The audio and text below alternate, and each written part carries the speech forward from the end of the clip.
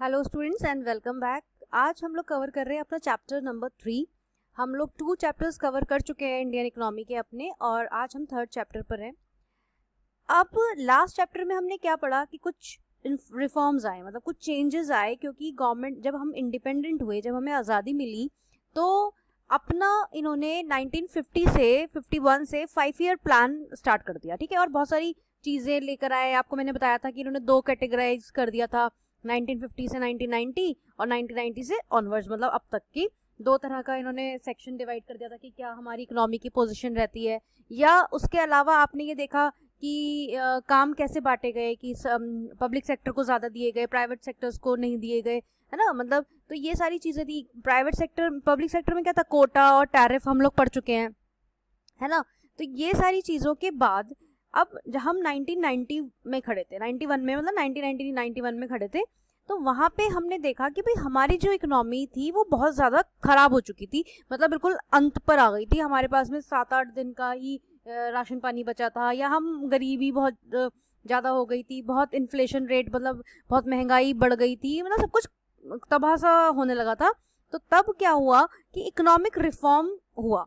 Economic reform मैंने आपको बताया था, चेंज लाना, और किसमें, इकोनॉमी में। अब कहीं भी चीज़ों में चेंज क्यों आएगा, वो जब भी तो लाया जाएगा ना जब पीछे की चीज़ में कुछ गलत चीज़ें देखी गई होंगी, या कुछ खराब हो गया होगा, या वो उतनी इफेक्टिव अब नहीं रही होगी, इसलिए तो किसी चीज़ में चेंज आएगा। तो अब क्या लाया गया, इकोनॉमिक रिफॉर्म लाया गया।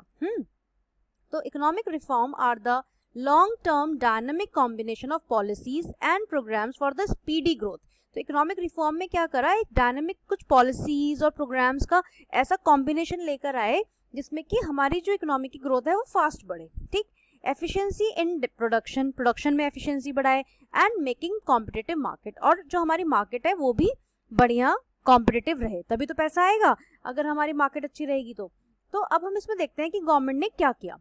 Why did the government announce new economic policy in 1991? अब उसने क्यों, अभी मैंने आपको क्या बताया कि भाई जो पीछे रिफॉर्म क्यों लाया जाएगा, अगर कोई चीज़ खराब चल रही होगी उसी में तो हमारे को चेंज लाने की ज़रूरत है ना।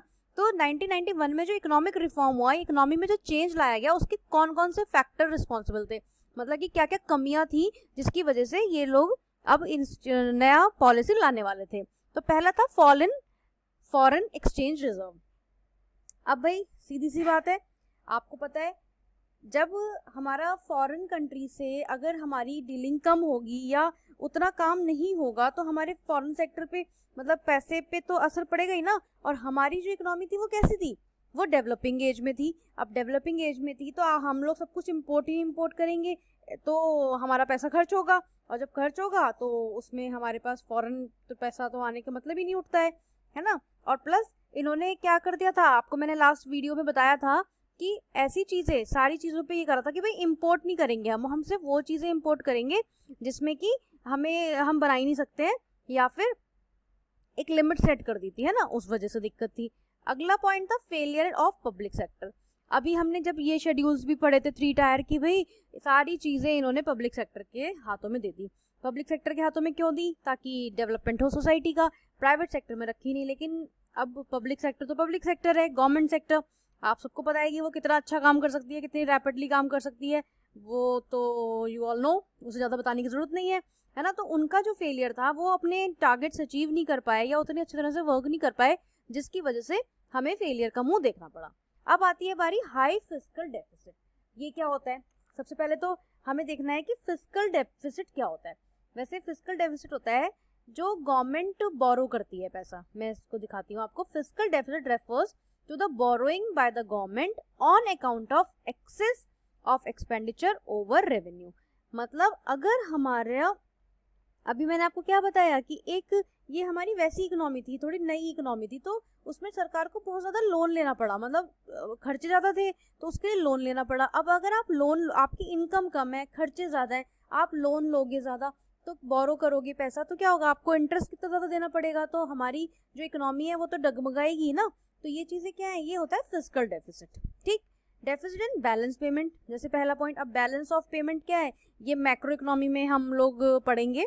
बैलेंस ऑफ पेमेंट होता है कि कितना हम इंपोर्ट कर रहे हैं, कितना हम एक्सपोर्ट कर रहे हैं, कि हमारी जैसे नई इकोनॉमिक डेवलपिंग है ये जो इकोनॉमी है, तो हम कितना ज़्यादा खर्च कर रहे हैं, हमें उतना रिटर्न तो मिल नहीं रहा, अब हम टेक्नोलॉजी तो ला रहे हैं, लेकिन टेक्नोलॉजी लाएंगे तो पैसा तो देंगे ना, तो हमारे पास टेक्नोलॉजी तो आ रही है इम्पोर्ट करने से, बट हमारा जो पैसा है जो रोक रहा है, मतलब जो रेवेन्यू है वो जाएगा, तो हमें उससे भी मतलब प्रॉब्लम्स हुई। फिर इसका अगला पॉइंट क्या है, increase in rate of inflation. अब हमारी इकोनॉमी इतनी पुअर हो गई थी कि हमारा देश में इन्फ्लेशन रेट बहुत ज़्यादा हाई हो गया, मतलब 17% पहुंच गया, इतनी महंगाई हो गई। तो उन सब की प्रॉब्लम्स को देखते हुए उस टाइम की गवर्नमेंट ने इकोनॉमिक रिफॉर्म करने की सोचा। तो उस टाइम जो मेन चेहरे जो इन्वॉल्व थे इसके अंदर, आप लोग जानते होंगे, उसमें से एक चेहरा तो वेल नोन है, जैसे उस टाइम के पीएम और उस टाइम के फाइनेंस मिनिस्टर। और उस टाइम के फाइनेंस मिनिस्टर को मैं नाम बताऊंगी तो आप सभी जानते हो, डॉक्टर मनमोहन सिंह। तो डॉक्टर मनमोहन सिंह वो उस टाइम पर फाइनेंस मिनिस्टर थे, और प्राइम मिनिस्टर थे हमारे पीवी नरसिम्हा राव। इन दोनों मेन चेहरे मतलब ये थे, इन दोनों ने मिलकर नया चीज गठन करी, जो कि है हमारे इस चैप्टर का name, liberalisation, privatisation and globalisation. इन तीनों चीज़ों को लाए और उन्होंने हमारी इकोनॉमी को कुछ ठीक करने की कोशिश करी। तो इन सबको हम डिटेल में पढ़ेंगे, क्योंकि इस चैप्टर में हमें यही चीज़ें पढ़नी है, तो इसको हम डिटेल में पढ़ेंगे, लेकिन नेक्स्ट वीडियो से। इस वीडियो में हम इतना ही रखते हैं। Thank you so much.